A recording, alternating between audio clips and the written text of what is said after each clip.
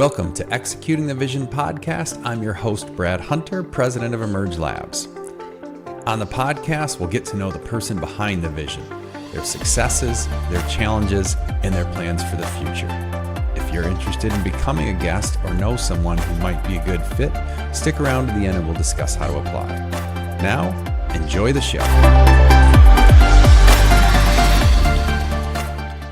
Well, everybody, welcome to another episode of Executing the Vision. I'm your host, Brad Hunter. Today, I welcome Tod Lickerman. He's the Chief Executive Officer at Cresa. And Tod, tell us a little bit about what Cresa is all about. So Cresa is a North American-based tenant representation advisory firm. So what do? We work exclusively for occupiers on helping set up and right-size their portfolios for office and industrial in North America.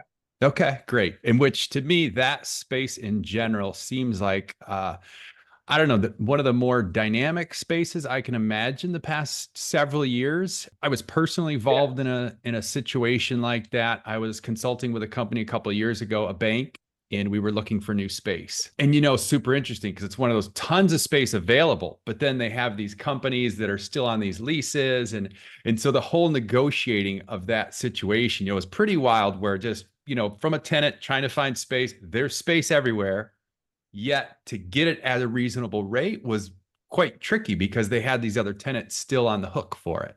And so I definitely like to really understand, because I can see an incredible amount of value in what you guys are doing in today's marketplace. So I'd definitely like to dive into that. But first, run me through childhood, where you grew up, kind of how your road to here.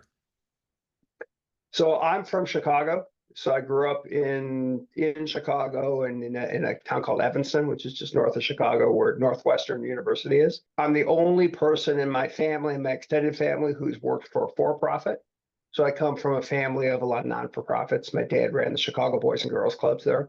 So worked in the inner city with youth in the 60s and 70s, which was a dynamic time. And so I really enjoyed growing up in and around Chicago, in a major city. And cities have had kind of a big impact, and it really has informed what I've chosen to follow up and do as a career. I went to school first for physics and then transferred into the architecture program at University of Wisconsin. So I graduated as an architect, and that was a nice fit for me. I mean, it's a creative function. It was before CAD. So my senior year of college was the first year of CAD machines. So that shows how old I am. So I'm the last kind of class to graduate drafting, paper, pens, which is archaic, right? Very archaic, but very old school. And how did you, at the time, by the way, I mean, obviously now that's just what everybody's known forever. At the time, how was that transition for you? Was it seen as like, oh my gosh, this is such an amazing tool? Or was it seen as... It was clunky at first, right? I mean, just think when computers first came out, they were big and clunky, and they were not faster than doing it yourself. So I totally missed. Like today, technology, as with most things, is better and faster than doing it without it, right? It wasn't at the time. So the promise hadn't shown up.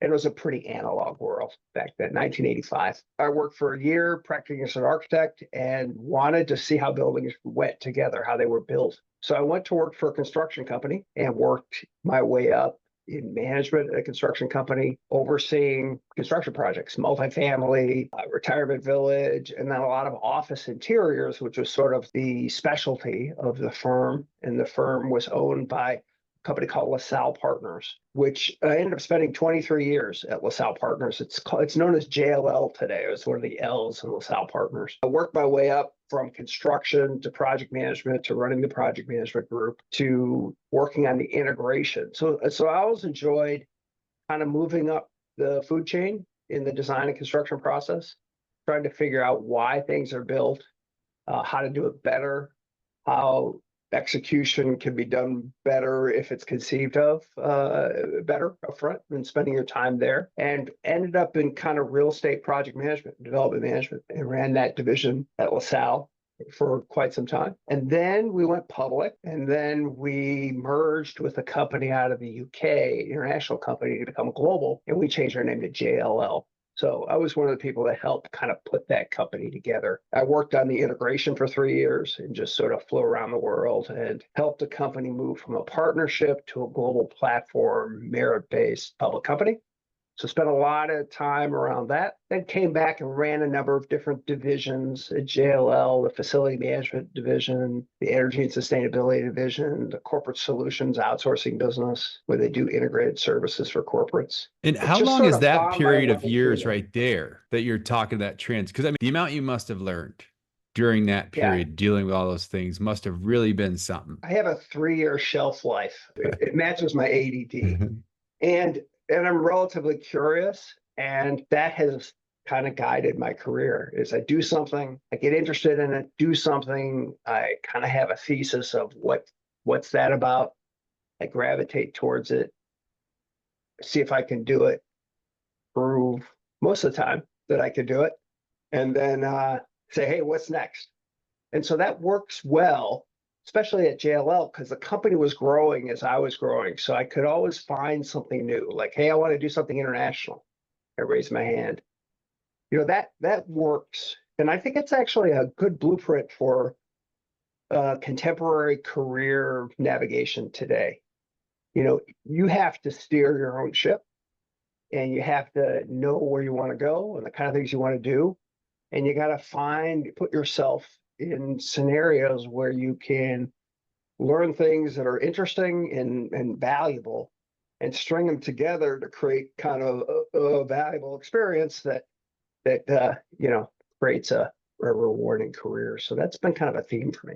Yeah, yeah. Well, when you first mentioned that idea of, you graduated architecture degree, then you kind of purposefully went in to really learn the whole process. It brought me back to just thinking about kids today. It seems they just graduate and it's just drifting from one job to the next. I can't tell you how many times I go and look at resumes to interview and hiring people. And it's like, man, I mean, you are bouncing around to random jobs every 6 months to a year since you've been out of college. Like, no direction, no thinking ahead in purposeful, getting into those things from what I see for the most part whatsoever, right? It's just like I get this random job that I happen to get. I don't like it here. I'm gonna get another random job. I don't like it here. I'm gonna get another random job, and not having that foresight to really think through where you want to be long term. Yeah, I think, look, it's really hard, right? It's easy to look back in hindsight and string it together in a way that sounds like you had a real strategy. I don't know if I had a strategy at the time, but I think, I think the work world today is fascinating, just absolutely fascinating. But it's hard, right? It's always hard to navigate your own, and you're just kind of progression as an adult, and when you decide to kind of go through different stages, it's a hard thing to navigate anyway. But I grew up at a time when I first started working where people didn't do that. They joined on somewhere and just did that forever. Right. And that was the norm. And actually moving around was frowned upon. And I found that terribly constricting. But I couldn't relate to that one bit. So I personally, I look at this environment and go, yeah, that's the environment. I wouldn't mind starting over and again, right? Because it's loads of opportunity, a lot fewer restrictions than what I was used to, but fewer guardrails, true, and fewer pathways, and you have to navigate your own boat in it, and that's not easy. Yeah, yeah.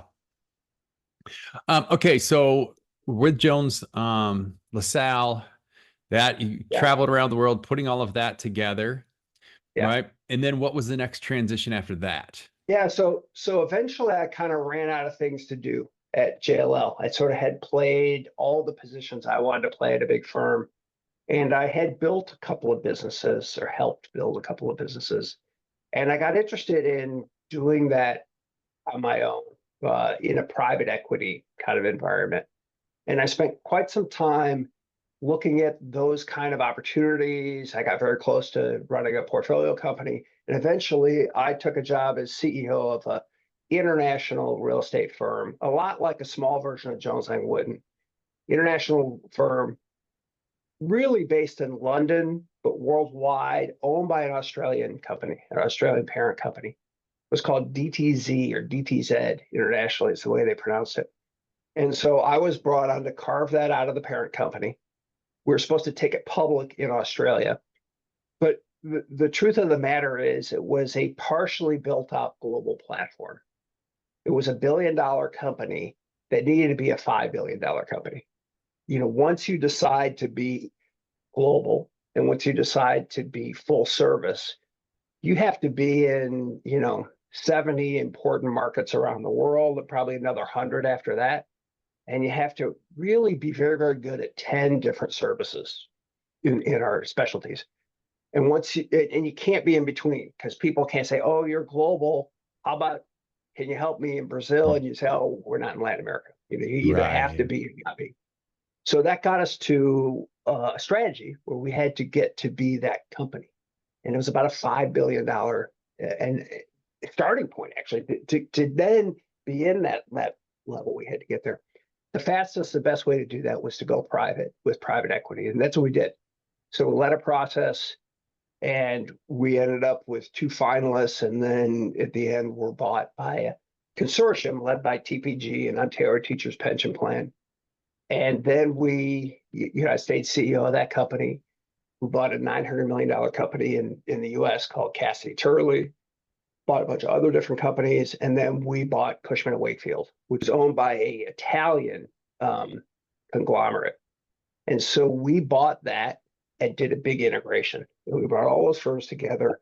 And here we were 3 years later, and it was a viable global platform. All those predecessor companies now were able to scale across the world to serve those clients. So it was another one of these platform builds, super fun, kind of burns out after a while. It's a lot of heavy lifting. Private equity thing was fun and learned a lot. We were getting ready to go public, and it was just too much for me. I was a little burned out and said, this is going to take another 7 years of my life. I was in year 4.5, so 18 months past my sell date, and just decided to take some time off. So I actually retired before they went public, which was awesome. It took 3 years off.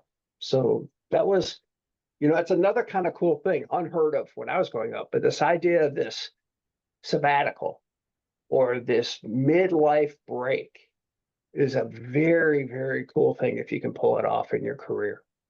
And now, 2 questions. Question number 1, you clearly, as far as a CEO, bounced around, done a lot of amazing things. What would you say your style of management is? I mean, what's made you successful in so many different roles? Yeah, my style of management is really about try to envision, try to read the markets, understand what the core value of your business is, and create a vision of how to take it to the next level. If I can't find that, then it doesn't really hold my interest. There's not really a role for me. So I like to understand what can be, work on it with others, just to envision, to see if that thesis can come true, and then go do that. Visionary is a strong word, but it's a sort of a let's go create something strategy, and then align with great people to go do that. And then hopefully you create a vision that lives beyond you, right? It's a little less management, probably a little more leadership, a little less management. I'm not a big rule follower, so I don't really fall in love with the mechanisms of management. But I'm a big fan of talent. I'm a big fan of strategy. I'm a big fan of people aligning around a goal and coming together to do something they couldn't do on their own. I'm a big fan of personal development and the right kind of structure that enables a company to perform. So I kind of spend my time on that stuff, kind of architecting things, and then lead by doing. And then talk to me about the sabbatical. What did you learn from that? What did you take from that experience? It's fantastic. One is, especially in my generation, you just worked and worked and worked until you did, right? The American way. And then, I don't know, something happens when you're 65 and you do nothing, but you work, you invest heavy. And there is a monotony and a grind to that when you do it that I think lends itself to a big break. We had looked at this once at JLL. We had looked at giving somebody and everyone after 10 years, a month off, which sounded radical at the time. Doesn't sound too radical right now. I think that kind of thing is really good because I think you need time to stop, put down the tools, go think about something else, and then recommit yourself to a path if you choose to go back. It ended up being 3 years. I kind of thought it would be forever. I mean, I kind of thought I don't really need to work again, so why would I? So two things happened. One is I had a son who was going to school in a French immersion school. So he moved to Paris and he just went to school and went to second grade in Paris. And Paris is the best residential city in the world, the most successful kind of, has all the fabric of it. Oh, I mean, it's a beautiful place, but it is a wonderful, high functioning city. And what a great place to live. What a great place to live. So we lived right in the 7th arrondissement and loved it. And probably would have stayed. My dad was getting older and we would kind of need to be back for that chapter. So we came back, but that was really great. You know, you do holiday trips, but you don't really, you need to be someplace at least for a month, if not 6 months, if not 2 years before you really get in the groove. So that was the best part, I would say. I too was able to take a year off after my first 10 years, took a year off, traveled around. It was funny for me. At the end, I decided I'm never going to retire. I want to keep working until the day that I die. You know, that was kind of, for me, it was traveling around the world, doing all sorts of fun, cool stuff. And just, it made me appreciate stress. Without any stress in your life, everything becomes very flatlined. Every day becomes very like, what are we going to do today? We're going to go skydive. Oh, that should be cool. Yeah, that'll be neat. You know, like there is, I think it really made me appreciate the value of stress. You know, you need those little stresses, and it's the balance, right? If just it's more about finding that balance of there has to be something when you wake up in the morning that pushes you a little bit. A mental challenge, something that's bigger than yourself that you can go do. I agree. Yeah. Okay, let's get back to the work front now. So talk to me then about where you're at now with Cresa and, you know, that transition over towards, you know, from the real estate side, it seems, into the service side of the industry, right? I came back and I didn't think I'd go back to work, but I had a very long list of things I wanted to do with it was 40 things, 42 things. And they were in big buckets. And like one of them was around cities, and I started this nonprofit about city revitalization in Chicago, and that was super fun. And then I went and lived in Paris. There's a whole thing about cities. There's a whole thing about travel, which is great. Hobby-wise, I have interest in woodwork and metalwork, and that was super fun, and ceramics. And then sky sports. I'm a big sky sports. I've been a recreational skydiver for about 24 years. Flying and just anything where I can get in the air, super fun. But then it came back to business, and I thought, let's get on the board of a big company. I think they had something to offer. And I interviewed, and I looked at some big company boards, and I realized, this level is so high up. You're really just governance, and your governance at the behest of the current CEO or chairman. And that's a rubber stamp duty that's not really for me. But by accident, I had gotten calls from a couple of mid-sized companies, one of them Cresa. And they just said, hey, your background looks great. This is what we're doing. And I looked and I said, you know, we always said at Cushman when we were, you know, in strategy sessions that you either need to be big and broad and full service, or you need to be highly focused in major markets. And Cresa, a focus only on the occupiers, only on tenant representation, only in North America. In my view, it's the best business in the biggest market. And there's a privilege of focus in companies like that because they tend to be anti-bureaucratic because everyone's doing the same thing. And you're like-minded, and it's easier to have strategies, and the strategies don't get watered down. So I really like that. I really like that.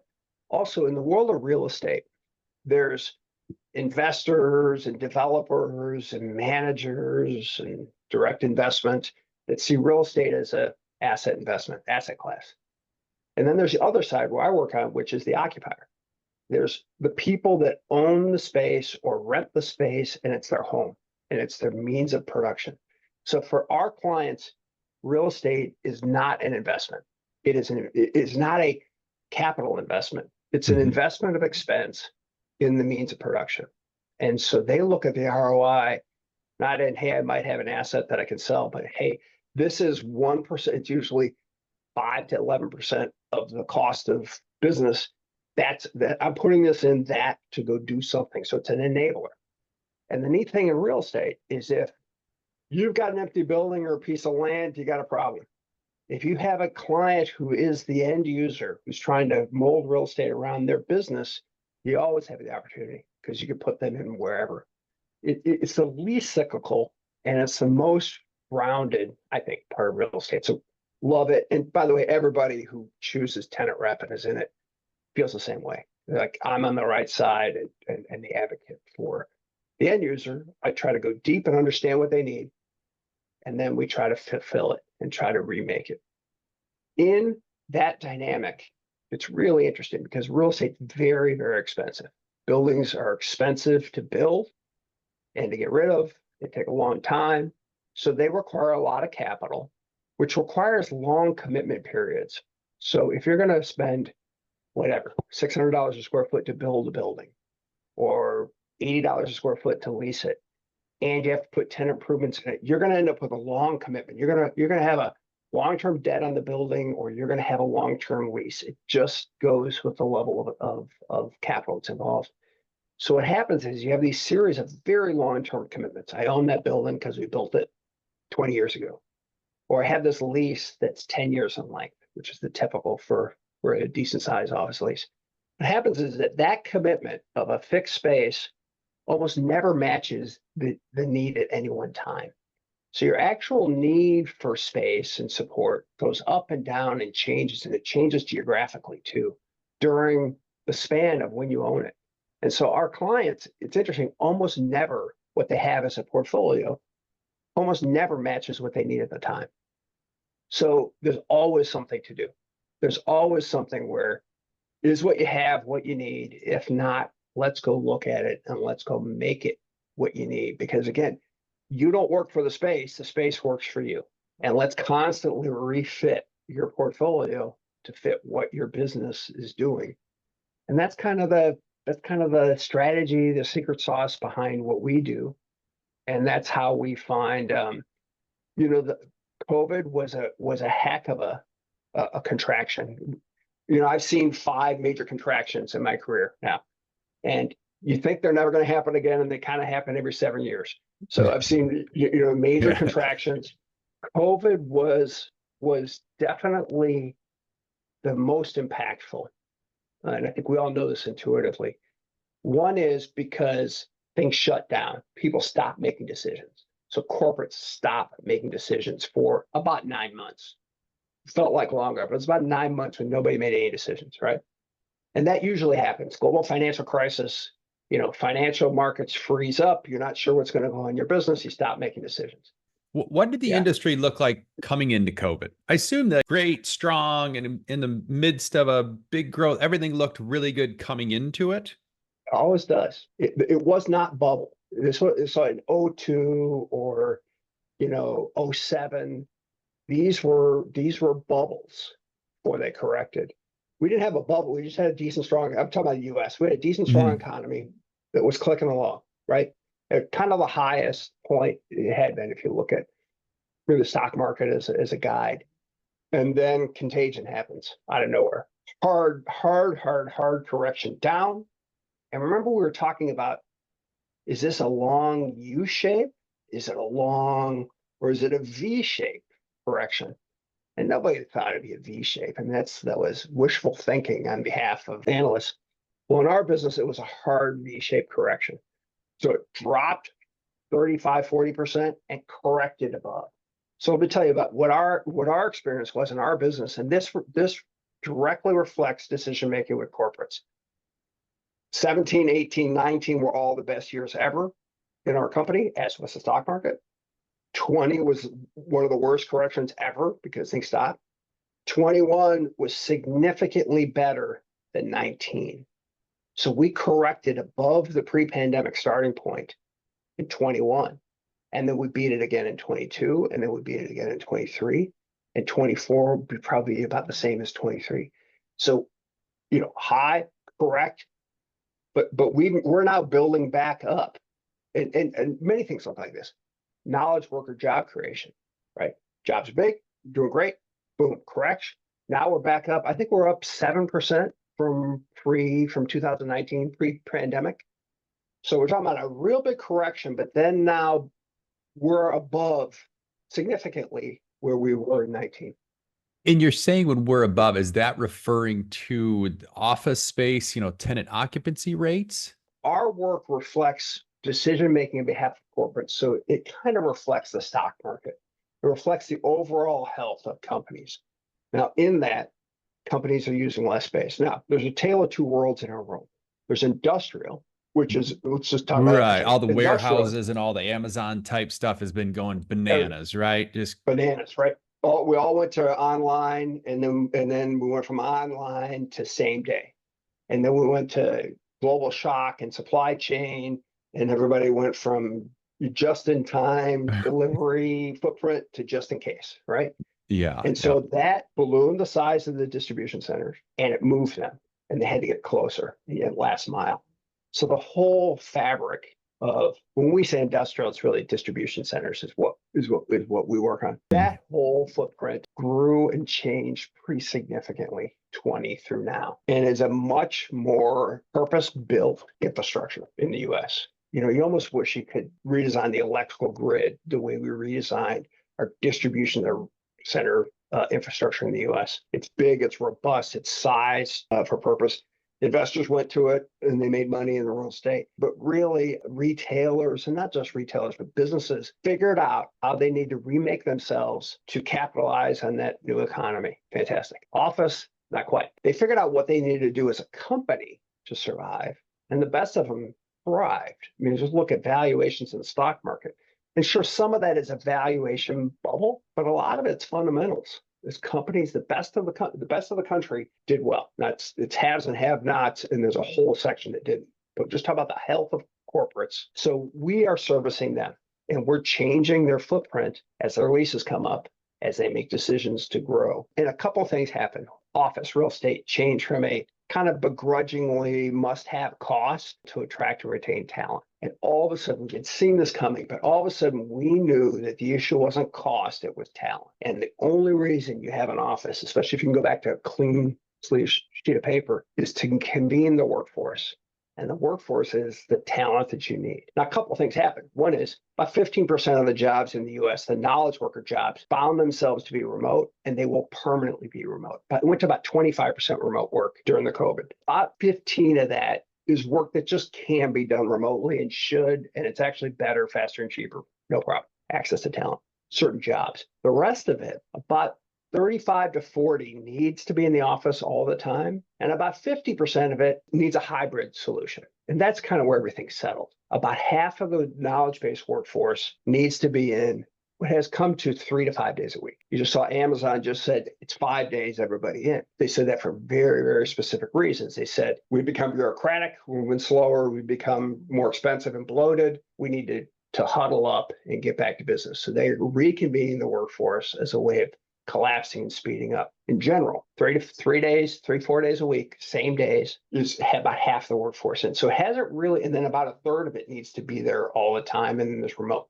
So it hasn't really changed demand in as much as you might think it would. What has happened in some of these bigger cities where you see some of these huge office buildings that, were 200 million sell for 12 million, or what's happening in those situations? I mean, I understand the general concept that there's not as much demand, but some of those seem so like. No, it is. So first of all, we went into the pandemic with 12% national, 12% vacancy, which is about the norm. That's about the cycle of things. We have to remember that we had a very, very cheap capital bubble. We had artificially low interest rates that probably does pump up investment in fixed assets more than it otherwise would. So that if we had any kind of bubble, it might have been that.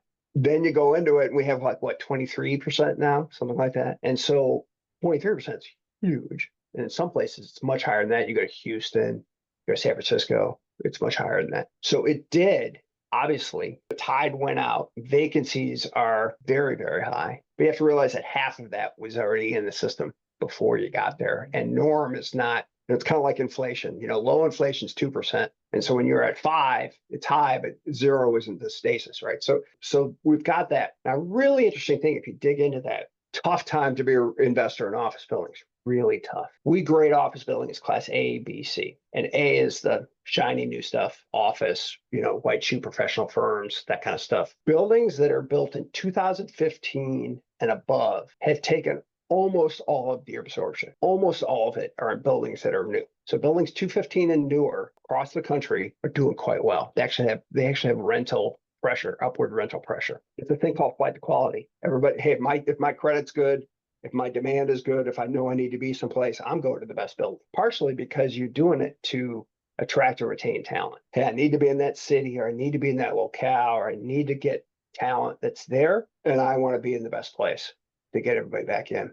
So the best of the market is doing quite well. The B and C stock, anything built before 15, God forbid, anything built in the 80s and older is a race to the bottom. So what happens? Typical ownership, debt, and then some kind of an equity stack, group of people that own a building. Could be pension funds, could be whatever. What happens is that cost of debt goes up. So the business, even if the fundamentals are the same, the building can't handle as much debt as it used to because the interest rates are higher. And so when that debt comes up, and investors tend to use 5-year balloon notes in general. In that 5-year cycle that we're just about working through our last year now, banks might be willing to refinance if your building's in as good a shape as it was before, but they're going to refinance for less.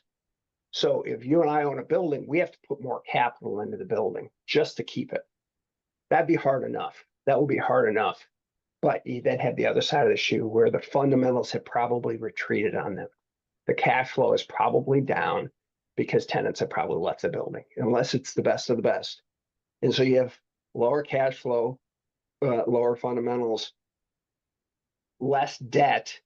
There's a huge recapitalization or equity check that would have to be written to stay owners of the building. And what happens? Buildings go underwater. And there's quite a bit of that. There's quite a bit of buildings, especially in the B and C. And they're underwater to the point where ownership walks away, gives the keys back, is what they say. Banks end up owning property, which they hate to own the property. They really can't own. And so they sell at whatever the market will bear. And that's why you've seen places like San Francisco, there have been buildings trading at so far below replacement cost that it's almost, for that class, it's almost a race to the cost of the land. Yeah. And so there's a Okay. lot of bloodbath among ownership, but that's what's going on. That's why you see things trading so low. And you're starting to see it now. You're really starting to see people they sort of kick the can down the road, maybe some lower interest rates. But as you can see, lower interest rates don't dig you out of this hole. I was in the retail space in the shopping malls for a lot of years. We had locations all over the country there. And that was back in the early 2000s when retail was still doing really well, right? And then over the years, obviously with the online stuff, there's been a big shift there. But it seems to me that for the most part, retail's done a pretty good job at being able to kind of stay alive, doing different, becoming more lifestyle centers, right? With more things like that. So it seems like they've kind of sort of figured out a way to survive. Now, what happens then in this office space world? Is that the idea that these big downtown buildings that are no good for office space, like really what's happening is those are going to be torn down and rebuilt into condos, or something totally different is what will most likely happen? Yeah, so it's a cycle, right? And it plays out with different players, because what happens is the owners, there's a saying that if you used to have equity in a B or C building, you used to have equity, right? The players that used to own the buildings don't and won't, right? So that's the difficult part of it. Once that happens, once you fess up to the real, where's the value, then you have big urban centers that have an awful lot of interesting old buildings that are fundamentally at the value of land, and you have to reimagine their use. There is a life pattern to cities. And boy, you see this in Europe because they're residential cities, There's a life pattern to cities that we have sort of destroyed in the 60s and 70s here. The kind of the car, and you go out to the suburbs and the mall, and everything sort of disintegrated the city and the car was the connector. The truth of the matter is cities are the most efficient way to live. And there is a talent concentration and there is a resource and use in cities that have momentum that are really, really, really hard to kill off. And we used to say after 9/11, we used to say it'd be a long time for New York to rebound, and New York rebounded beautifully. Why? Because all the talent went there. All the young kids said, "I'm going to New York," right? Talent chooses where to live, and then companies have to follow, and that is happening now. And cities are vibrant places. So what you have is this time. It's a difficult time right now where you have the strength of cities, but you have some real missing teeth in the fabric. And then at the same time, you have a generational housing crisis. So on paper, it would say housing is what's needed. Housing should fit. Housing and other life uses should fit in where the office use isn't. And I think that's going to be true, but it's going to be rocky to get there because a lot of people have to lose value and they have to find a way to rebuild it and find a way to do it. And housing's expensive because it's expensive to build. Everything's luxury, mainly because it's really expensive to pull something off. So I would think the pressure from the housing piece and the strength of cities, fast forward 5 years, 10 years, you're going to see cities back being rebuilt in a much more vibrant, long-term sustainable way. But it's a hard time to get there. What's the future of the workforce? What role does technology play this? Where are things headed? Well, so we're in this really interesting demographic warp that we're entering into, right? Baby boomers are aging out, right? Baby boomers. Now, there's a lot of dynamics that will keep people in the workforce longer. 2 reasons. One is because they have to, and 2 is because they're needed. So you're going to see people working longer, however they do it. Part-time, a little bit here, leave, come back, whatever it is. It's good. Flexibility is going to be the name of the game at the top end. And you have to have it because we have COVID created a real shortage of workplace participation. Whole people evaporated from workforce, right? And that's going into this demographic time where the numbers behind are not larger than the numbers ahead of us, right? So, the whole US system coming out of World War II was, it was this where the workforce is so big. Social Security is a no-brainer because you have, 15 people paying in for every one in it or more. Now we got more like this. In some places like Italy and Japan are just. I've read some very interesting books on that topic. And China's going to have it in the most worst way. But we got a little bit of it. And so you got, but we also have a higher, so I'm talking about office use. So knowledge worker. You have higher education rates, which is great. You have a workforce that is going to be needed. I mean, if you just go by the general labor department statistics, they're predicting about 2% workforce growth, which is really pretty low given where we've come from. And so we don't have enough workers. There's some places like farm work and certain things, factory work, we really don't have enough. And there's an immigration issue that's been shut off. If you talk about office work, it's literally just the numbers are smaller than who they're replacing. So 2 things are going to happen. One is you're going to extend participation. Older folks will work longer, and however they do. Other people will come back into the workforce, however it happens. Some of the things that we've said, you kind of want to, right? So that will help. That definitely helps. The other is technology, and AI is a force that's coming at the right time, I think. If you look at what's happened in our lifetimes, personal computer, internet, real adoption of tools and .com, that all drove productivity at times. But we've been on in the US, we've been on a pretty flat productivity curve here. And then we're facing a demographic slowdown. So AI is coming at a time where it will do a couple things. It will enlarge the economy and it will drive productivity. And on paper, in whole, you really need it because you cannot drive old school productivity on the backs of workers because they're just not there. We'd be looking at much, much lower growth. Here, we should be able to support pretty significant top line growth at the top of the stock market part of the economy. It'll be doing more with fewer workers. That's good. That's interesting. That's exciting. Got some dangers. but that's a net good. Now what happens is whole types of jobs will get cycled out and then new things will come in. And people will have to be reskilling themselves to stay relevant. But I think they will because they're going to be needed. Talk to me a little bit about how you view personal growth, because I feel like that also ties in. We just talked about the retraining aspect of things, because you mentioned that as part of your leadership style. And it seems like just a few of the things that you really seem to kind of live. Like what does that mean to you? How do you go about kind of, getting personal growth in your life? Yeah, I think it comes from just curiosity. I think everyone's got their own drivers, but for me, it's a curiosity, love learning, love experience, right? So it's just what's the next interesting thing to learn, to do, to develop, and to create. So that's kind of enough fuel to keep you going, right? And then it's just a matter of kind of keeping yourself within some guardrails that you're not just like a rocket without a rudder. I think that is a very, very useful thing in this world, in the world we're faced with in the next 20 years. Because I think the curiosity will pull you towards things that you care about, that you have some passion about, that you'll go the extra mile for. And hopefully you'll find enough places to do that that create real value, right? And the thing I love about the technology wave that we're just on the tip of now, it's not about coding. It's not about some secret thing you have to go study. It's in school. It's about deep domain expertise and knowing how to interface with some very bright tools. But look at it, you don't need to be a coder anymore. You wouldn't going to school for computer science does not mean I'm going to be a fantastic coder. It means I'm going to understand how to work systems and how to have them interact with humans to create value.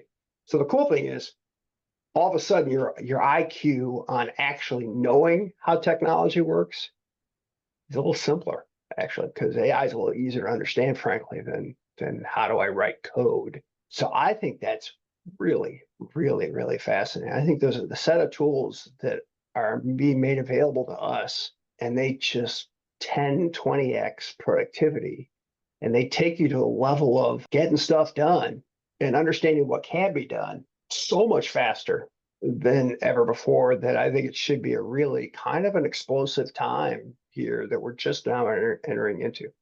Yeah. So, we do software development, right? And so, of course, the whole AI thing in our world of what we do, like it hasn't changed our world that dramatically yet.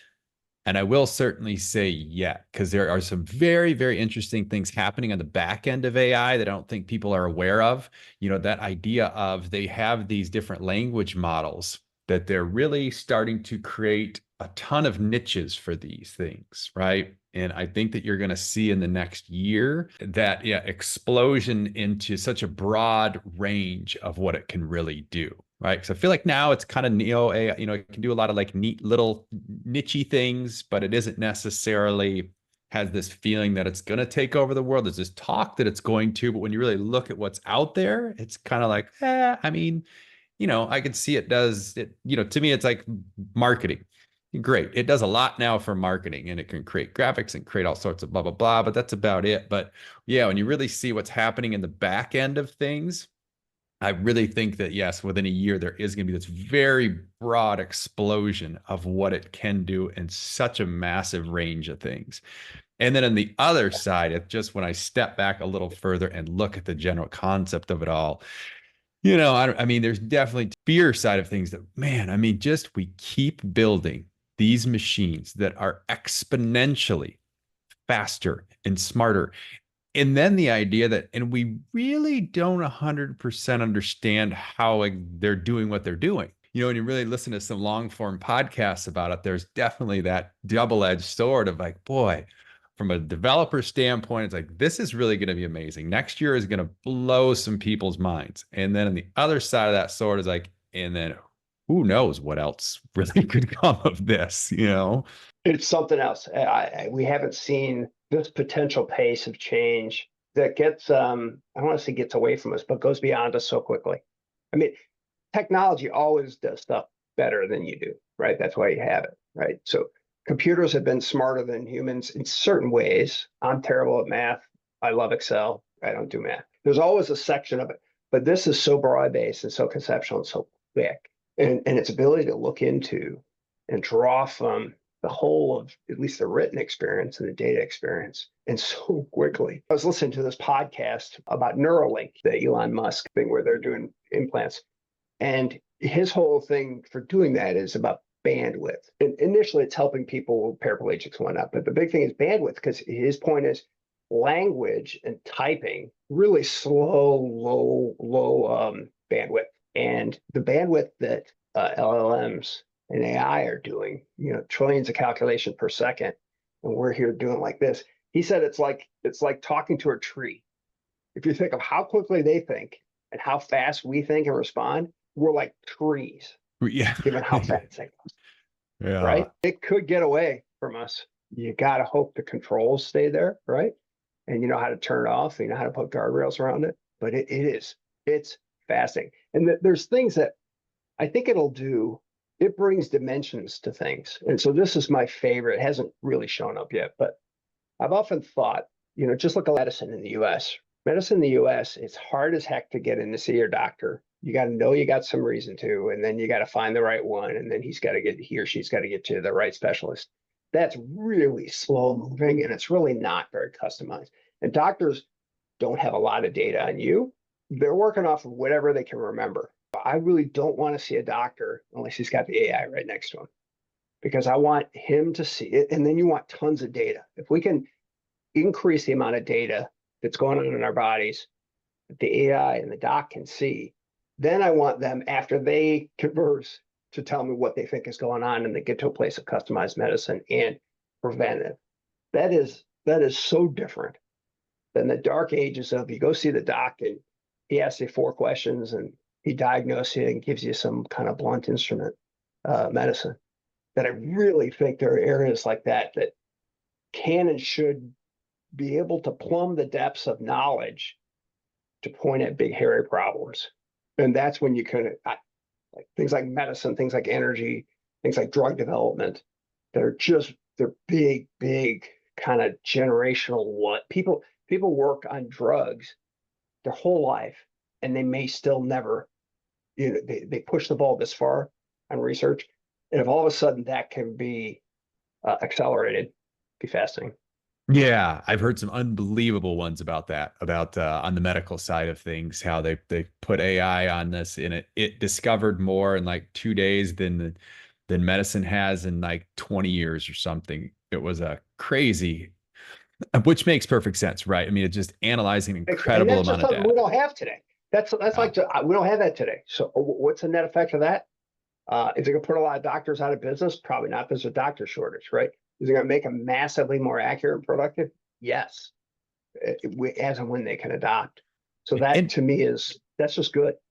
And do you have any recommendations for people? You see, I imagine in general, you on a regular basis are interacting with a lot of high level people as far as, where things are going. For the average person, what do you recommend for them to be able to, just kind of pay attention to this source of information or that source? So you really have a good feel for, the direction things are headed.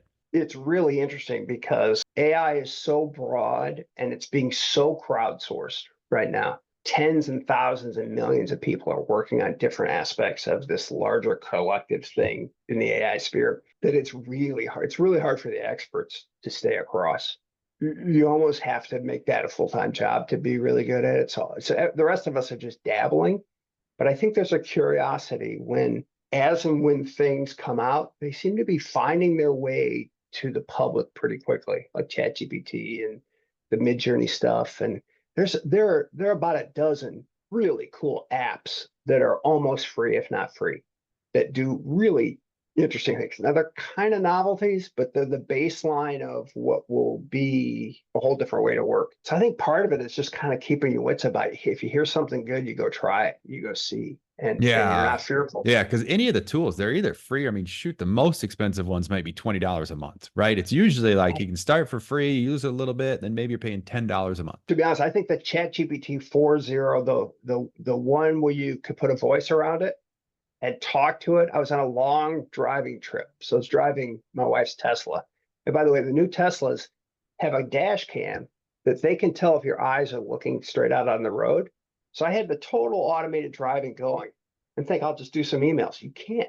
If you start looking down, it'll beep, beep, beep, beep, take control. And if you do that like 4 times, it shuts the auto down. So you have to look out. You're full auto drive, you got to look outside. And then I'm like, what am I going to do?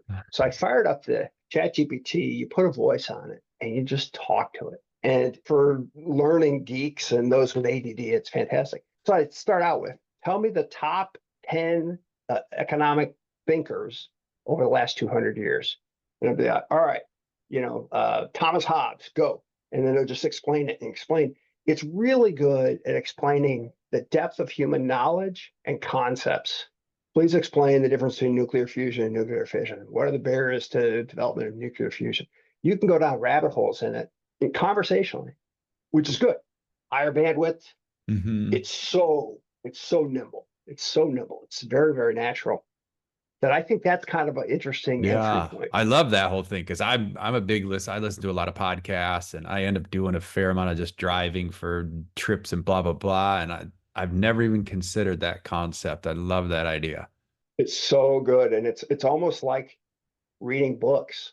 Like I've there's some books that are just too big for me to get through. And God, what was it? A Tale of Two, Crime and Punishment, right? Dostoevsky. And I just said, explain the outline. And I said, okay, with more detail. Okay, with more detail. Okay, how does it start? Okay, who are the characters? And it could just take you through the essence of the book just by talking to it. Yeah, that's great. Okay, so let's end on this one here. Explain to me with Cresa, who's your ideal client? Who is, someone's in that space, just who's your ideal client? How do they get in touch with you? Yeah, look, our ideal client is any corporate who's using office or industrial space, whose business is growing, shrinking, or somehow what they have doesn't match what they need. So it's every corporate.